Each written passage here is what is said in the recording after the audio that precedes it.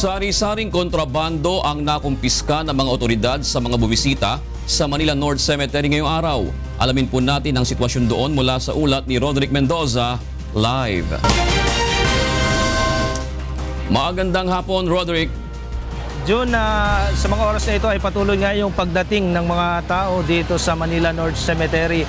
At hanggang bago mag-alas 5 kanina ay tinataya ng mga otoridad na nasa 200,000 na yung mga tao sa loob nitong sementeryo. At kaugnay pa rin ang mahigpit na seguridad na ipinatutupad dito.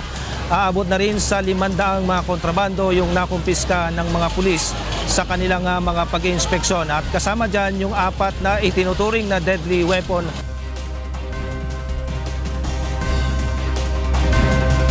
Sa kabila ng paulit-ulit na paalala ng mga otoridad, daan-daang kontrabando pa rin ang nakumpiska sa mga bumisita sa Manila North Cemetery ngayong araw. Kabilang dito ang mga alak, ice pick at iba pang matutulis at babasaging bagay gaya ng bote. Bukod dito, bawal sa loob ng sementeryo ang mga alagang hayop at ang nakakabulabog na sound system at iba pang instrumento gaya ng gitara.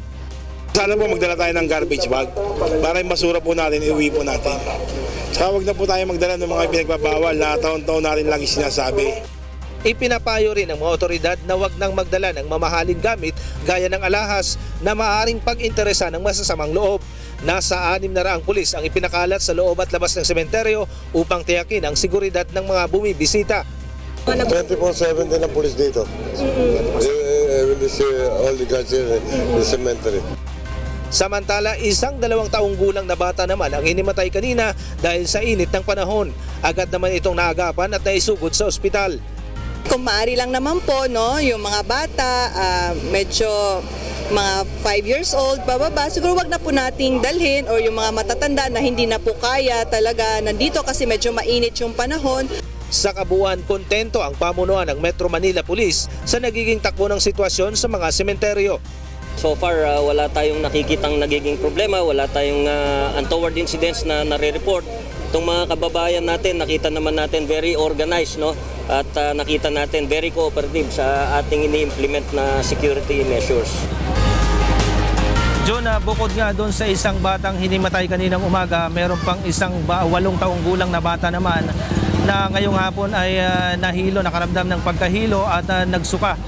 Pero agad naman itong naagapan, na napatan ng pangunang lunas ng District Manila Health Office, yung mga tauhan ng Manila Health Office na nandito sa lugar. At bukod dyan, wala pang naitatalang ibang mga insidente dito sa Manila North Cemetery. June. Maraming salamat, Roderick Mendoza.